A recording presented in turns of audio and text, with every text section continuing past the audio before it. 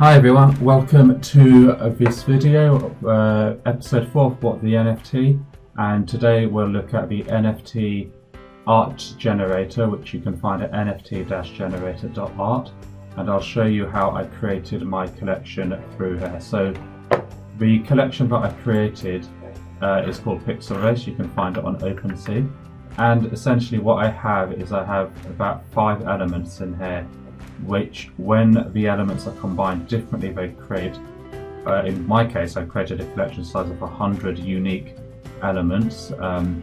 So the elements that I have here are a background color, in this case I'm looking at number 3 is white, a suit color which is red, a trim color which is yellow / gold, an accent color which is blue, and a badge color which is white. And you can see how it's created a whole load of different combinations through the NFT Art Generator. In my previous video I showed you how I generated all the different elements in Procreate and how I exported them, so do check that video out if that's something you'd like to learn about. So over at NFT Art Generator, hit the first of all log in. You probably want to use MetaMask to log in, so if you haven't set up a MetaMask wallet, set one up. There's lots of instructional videos on how to do that on YouTube, and then log in to your collection. Hit the Get Started button. So this will take me into the app. So they have this NFT Generator app, which opens up for you. And what I've got is, unlike in Procreate or in Photoshop, in any traditional photo editing software, you'll have your layers listed bottom to the top. So over here on the left hand side, we have our layers. Now, as I was saying, in Procreate and Photoshop, they do the layering order differently to how it works here. So if you were in Photoshop or Procreate, the bottom-most layer will sit at the bottom of your image, the layer above it will sit above it. So in my example, the green would be at the bottom and the white would be the suit color would be just above it. In NFT Generator.art it goes the other way around. So I put my background at the top of the stack, and just below it or above it in the image will be the suit and helmet colors. So here you see I have a navy blue, green, a golden, a red, a blue, and a white.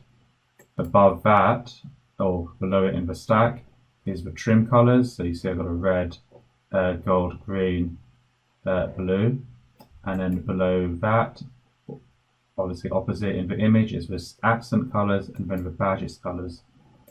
These little boxes over here show you how many different elements. So I've loaded in 6 background colors, same for the suit and helmet, 5 trims, 5 accents, and 4 badges.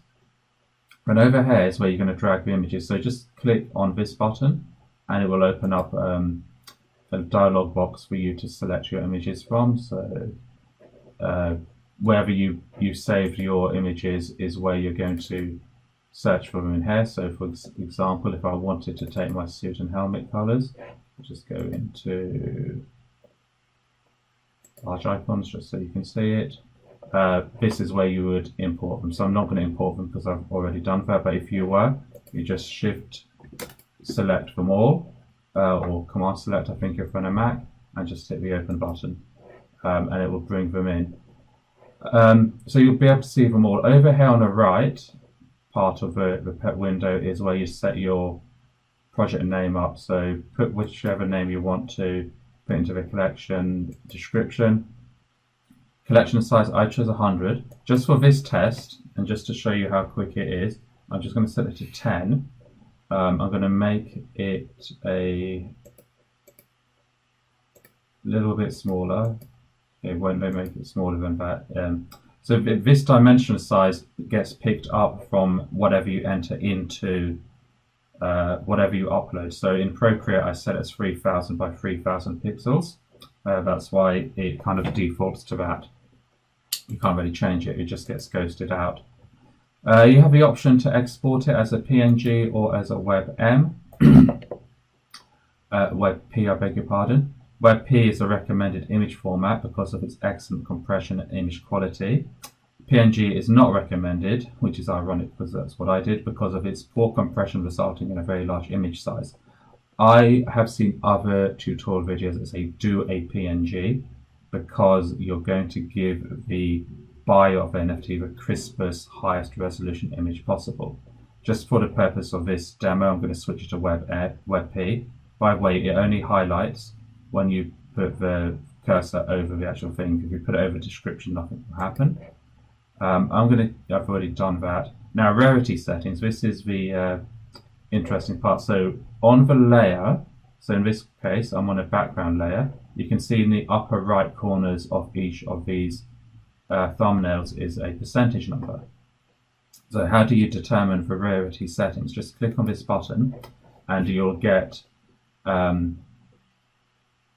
this kind of slider. So for what I've done is I've gone for different rarity settings, and you just literally just grab the circle and drag it left and right. If I was to do it again, I would make this peach colored one my most rare, drop it down to that level, and then bump up some of the others. So as you can see, as I start to change these numbers, so I'm changing the peach number, but the other numbers are adjusting accordingly. So you can see all of them are adjusting because it wants to hit 100%. If I tune that down to like 50% as I change, let's go back to peaches so we can keep the numbers consistent. They all still change, but by different degrees. I'll just keep it at 100. I'm going to make the greens really rare as well, and the blacks, which I didn't think were that great. So you can see it's bumping up numbers elsewhere. I don't think the other than the circle you're moving around, I don't think the other sliders are particularly responsive. For example, you can see the yellow's gone up to 32 and down to 19, but it didn't really move on the slider as much. And then you can go through that and do that for any layer. So there's the suit and helmet layer. I personally like this navy blue one, so I'm going to make that the most rare. I don't know, if you like it, you make it the most rare. I suppose if you want to attribute more value to it and set a higher price, you can make the peach and blue one would obviously are the most rare, so you could potentially set the price a bit higher for that. When you're ready, when you're done, all you've got to do is hit the generate collection. It has these different options, so you can generate a collection up to 100 for free. If you want to generate collections bigger than that, those are the prices. I would suggest potentially you start on the free one, get some traction, know how much you can sell before you start spending your money on generating collections of 10,000. By the way, uploading 10,000 to OpenSea or via smart contracts is a decent amount of work. So I started off slow and built up minting on OpenSea one at a time, which I'll put in my next video. So let's just generate a collection of 100, and when you're ready, so you can't really get any smaller than that, so I'm going to put it at 10. I don't think it's going to let me do it. It's going to still, yeah, okay, it does it. Put your email address in here, and what they'll do is it won't actually offer you the option to download it from the site. It will send you an email to download it from. So, and there's no enter button either. You just have to put your email in, wait for it to finish, then check your email for the link to download it. So yeah, that is NFT Generator.art. What I'll do is I'll just leave that running in the background. I'd quite like to show you the end project, so I might just pause the video while we wait for those to generate, and then I'll unpause it in just a moment. Okay, we are back. That took quite a lot of time to do. Even though I asked it to generate 10 collection size, it still went off and generated 100. And I'll just show you quickly how that looks. It shows that it's generating 50 out of 100, and it's a bit odd, really, but there you are. So you put your email address in, and when it's finished, it will prepare a zip file, and you'll hit the download button in the same dialog box. And what you'll get is, after you unzip it, you'll get two folders, one called Assets, one called Metadata. So let's hop across to the Assets folder. and you can see it's labeled them all. So it's labeled from 1, 2, 3, 4, 5. You'll want to go in and literally copy and paste. So in this case, I'll hit F2 on a PC and call it Pixel Racer 001, and I'll shift and hit home and Control C, copy that. Then you literally just got to go in. It is a bit tedious, I won't lie, and just Control V to get them all done. And you can see when you're generating a collection of 100 of those, that's going to take a bit of time. And you can just literally go through there. And that's what I did for when I generated my first pixel art collection, was copy and paste it all the names. The other interesting thing it will download is this Metadata Pack, which is a set of JSON files that you can open up in Notepad. And this has your metadata. Now, in this case, that's what I entered into NFT Art Generator that you saw on the previous page. And this one, when I exported it from Procreate, I gave it that layer name.